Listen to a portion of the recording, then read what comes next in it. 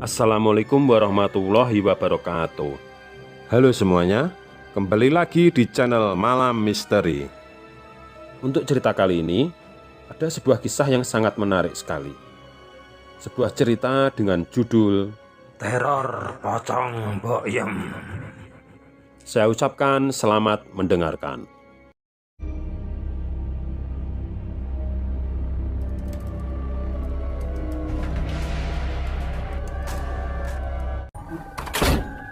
Waktu itu hari mulai petang.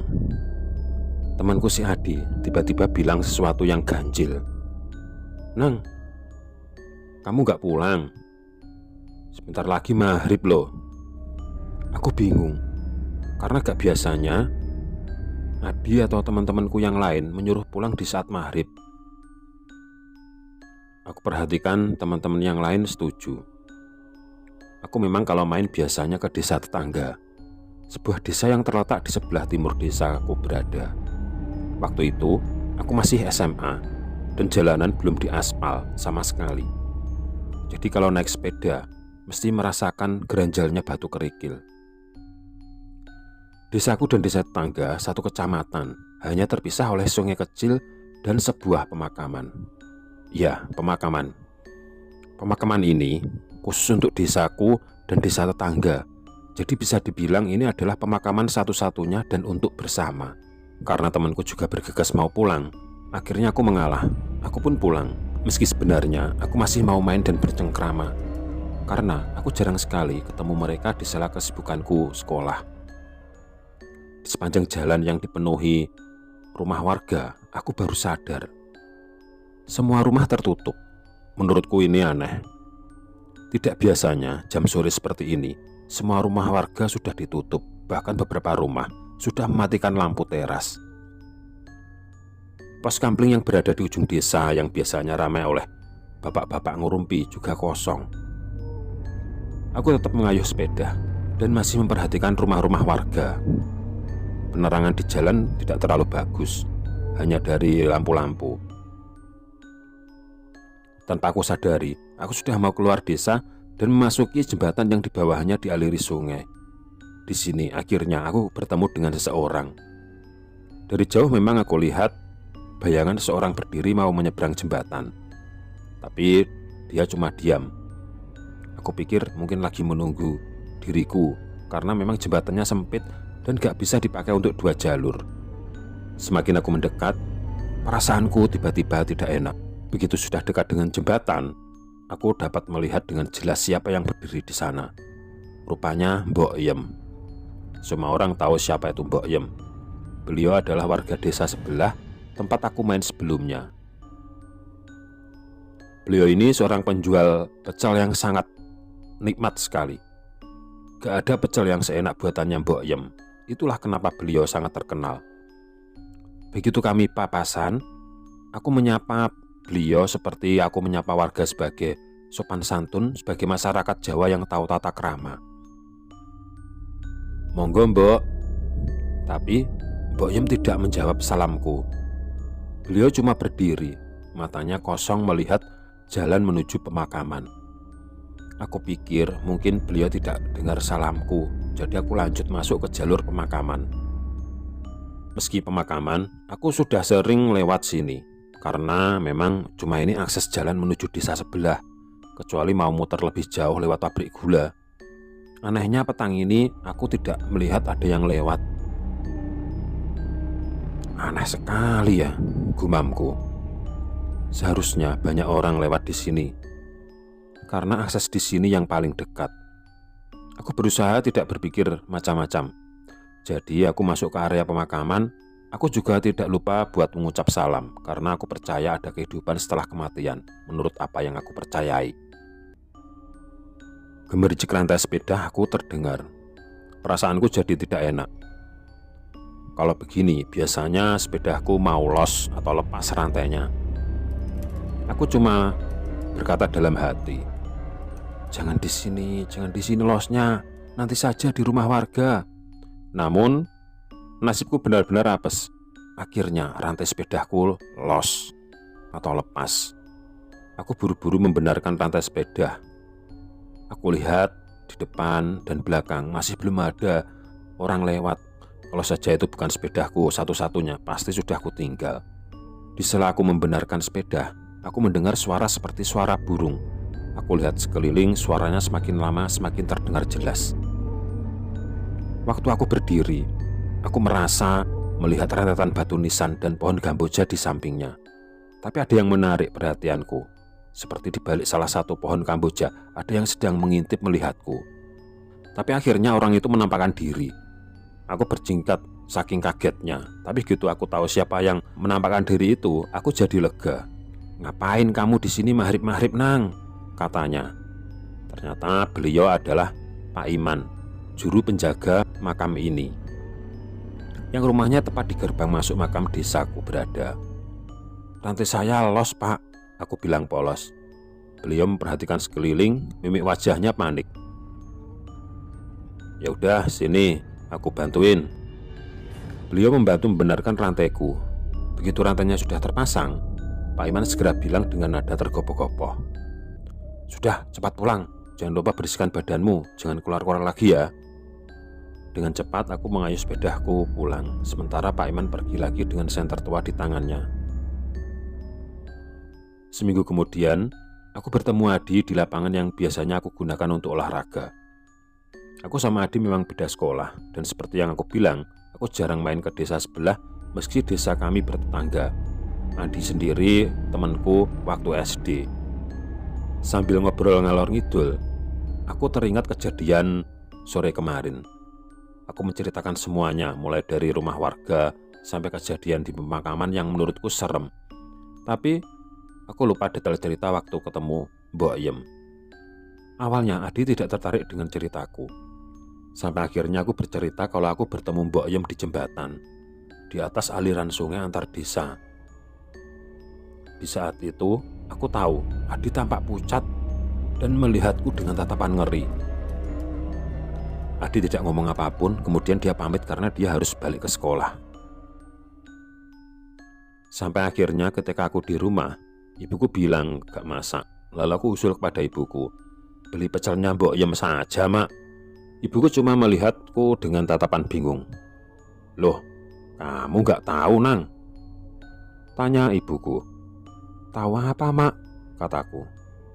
"Mbok Yem kan sudah meninggal 1 bulan yang lalu." Innalillahi. Aku cuma batin karena aku baru tahu sekarang. Jujur saja, aku tuh orangnya memang interaksi sosialnya kurang. Jangankan tetangga desa, tetangga sendiri aku kadang lupa namanya. Aku masih tidak percaya dengan apa yang baru saja aku dengar. Sampai aku baru ingat kejadian waktu aku bertemu Mbok Yem. Kembali aku bertanya kepada ibuku, "Apa tidak salah, Mak, soal kapan meninggalnya Mbok Yem?" Ibuku hanya bilang kalau tidak mungkin salah karena ibuku melayat di sana. Tapi ibuku merasa ada yang aneh waktu pemakaman. Aku bertanya, "Aneh bagaimana, Mak?" Tapi ibuku tidak mau memberitahu. Katanya tidak baik membicarakan kematian seseorang dan tidak pantas.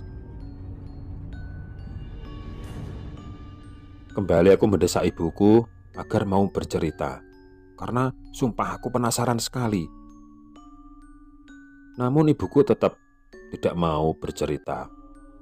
Ibuku cuma bilang, "Tidak ada yang diizinin buat lihat jasad Mbok Yem yang mau dikebumikan. Kalau tidak percaya, tanya saja bapakmu. Dia akan ikut menguburkan." Aku baru ingat, ayahku biasanya membantu setiap ada pemakaman. Jadi akhirnya aku menunggu ayahku pulang kerja. Begitu ayah pulang, aku langsung menanyakan perihal pemakaman Mbok Yem. Bapak cuma melihatku dengan tatapan penuh selidik. Lalu dia berucap, "Hus, tidak etis ngomongin orang yang sudah meninggal." Akhirnya aku tidak dapat info apapun. Tiba-tiba aku kepikiran soal Adi. Akhirnya aku mencari Adi di rumahnya, dan akhirnya Adi menceritakan semuanya. "Kamu masih penasaran kenapa aku gak mau ngomongin soal Mbok Yem?" Otomatis aku kaget.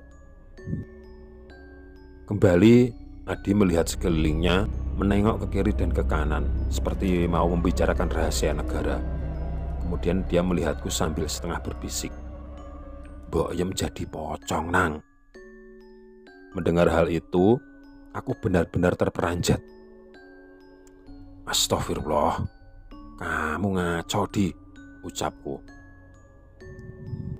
Namun Adi tetap bercerita kalau 40 hari setelah kematian Mbok Yem, di desanya diteror oleh pocong yang menyerupai wujudnya Mbok Yem.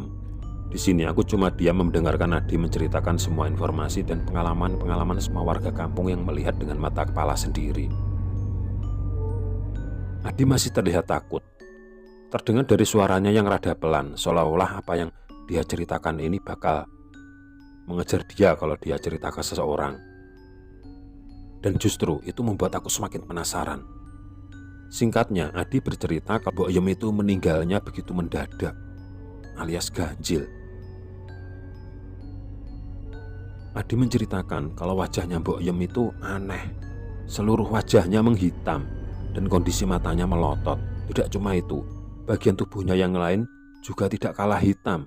Ada luka semacam melepuh seperti habis disengat binatang berbisa dan juga dipenuhi nanah.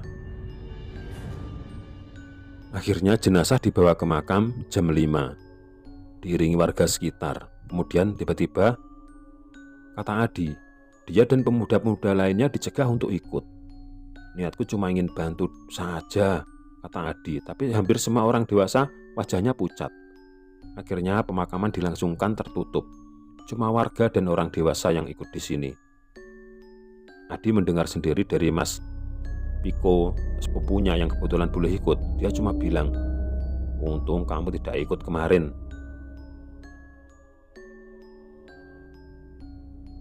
Adi kaget terus bertanya, "Emang ada apa, Mas?"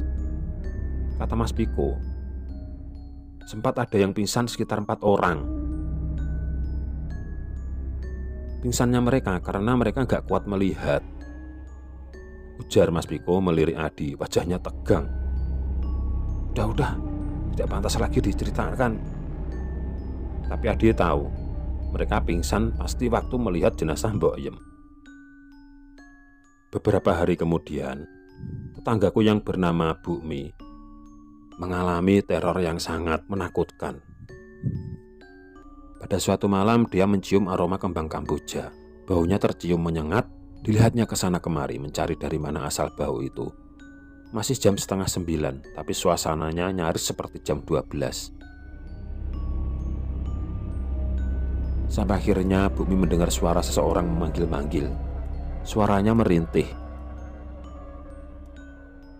"Mbok, Mbok." Bu Mi kenal dengan siapa pemilik suara ini. Beliau juga tahu di mana suara ini terdengar. Akhirnya Bu Mi berbalik.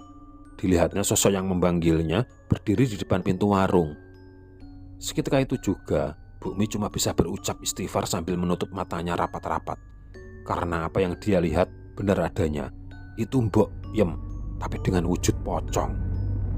Bu Mi masih mendengar sosok yang menyerupai Mbok Yem berbicara. "Mbok, tolong aku, Mbok."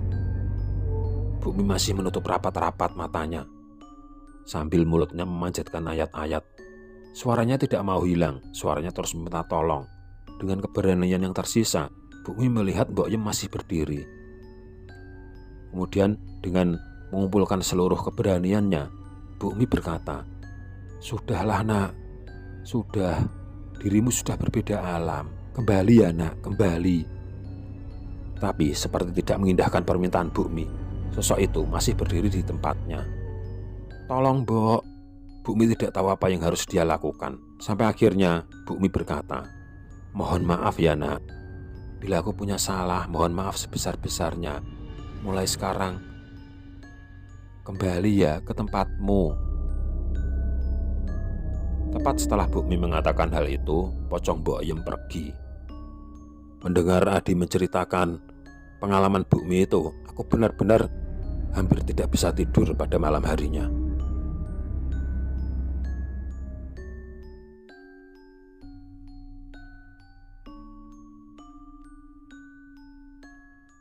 Beberapa hari kemudian, desaku digegerkan dengan kematian Pak Sudiro. Pak Sudiro ini adalah suaminya Mbok Yem, di mana kematian Pak Sudiro ini kondisinya persis seperti kondisi jenazahnya Mbok Yem. Seluruh tubuhnya lebam kebiru-biruan seperti habis digigit binatang berbisa. Banyak yang beranggapan kalau Pak Sudiro dan Mbok Yem ini mungkin melakukan ritual ilmu hitam atau ilmu pesugihan. Namun, aku oleh kedua orang tuaku benar-benar ditekankan tidak perlu menanggapi isu yang belum benar itu. Hari ini, tepat 20 tahun setelah peristiwa itu terjadi. Saat ini, aku sudah menjadi seorang kepala rumah tangga dan sudah mempunyai 2 orang anak. Hari ini, aku pulang kerja lumayan agak kemalaman. Karena ketika tadi mau pulang, motorku mendadak rusak dan harus diperbaiki di bengkel lumayan lama. Di tengah jalan, aku melihat seorang lelaki yang sedang berjalan kaki. Dan sepertinya aku sangat mengenal orang ini. Aku pun memperlambat laju motorku dan menghampirinya. "Pak Karyo, ini mau kemana Pak? Atau dari mana?" tanyaku. Kamu Neng, ini tadi aku dari rumahnya Pak Lurah. Ini mau pulang ke rumah." Kemudian aku berkata, "Tapi kayaknya rumah Bapak masih jauh ini. Sini, mending aku bonceng Pak." "Oh, boleh," kata Pak Karyo. Kemudian aku membonceng Pak Karyo dan mengantarnya sampai di depan rumah. Namun, ketika di depan rumah, Pak Karyo mengajakku untuk mampir dulu ke rumahnya. Walaupun sudah kemalaman, tapi aku merasa tidak ada salahnya untuk mampir ke rumahnya Pak Karyo, karena sudah lama tidak bertemu. Di rumahnya Pak Karyo ini, kami ngobrol panjang lebar. Sampai akhirnya, kami membicarakan kejadian 20 tahun yang lalu. Di mana Pak Karyo ini adalah salah seorang yang bekerja di rumahnya Pak Sudiro dan Mbok Yem. Di rumahnya Pak Sudiro ini, Pak Karyo dulu bekerja sebagai tukang kebun dan juga merawat rumah Pak Sudiro yang lumayan besar.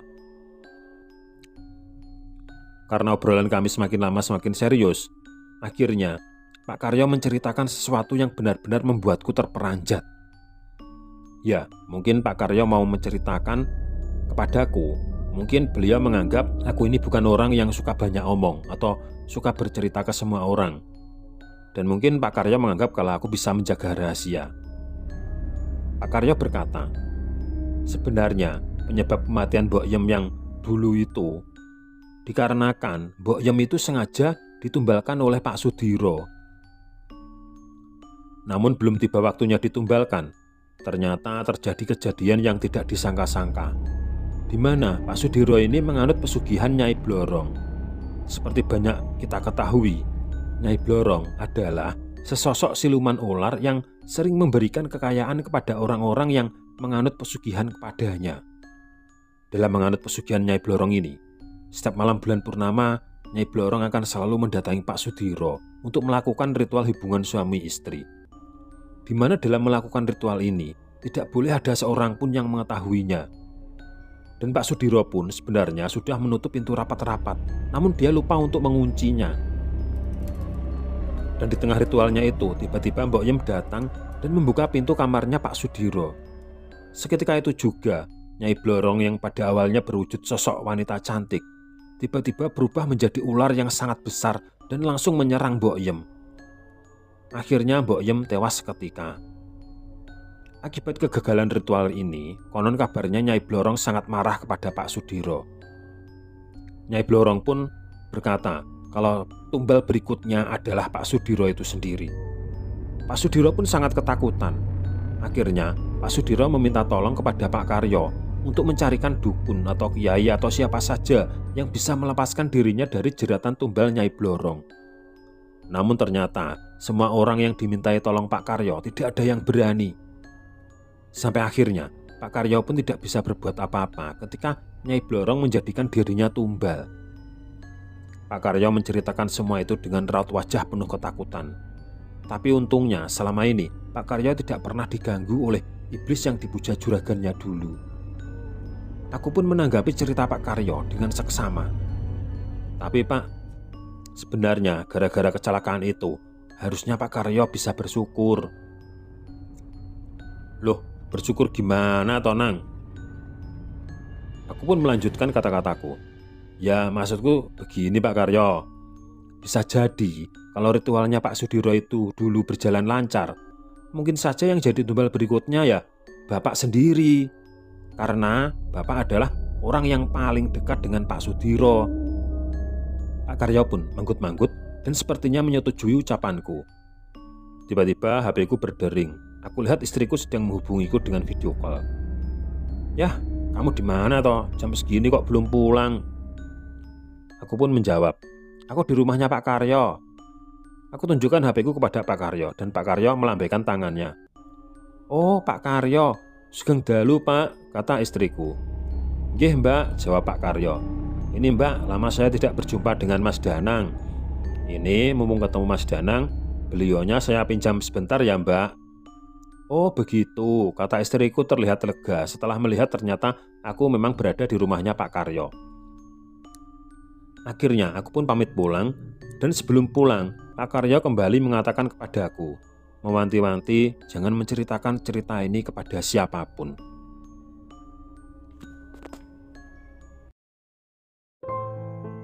Sekian untuk kisah kali ini.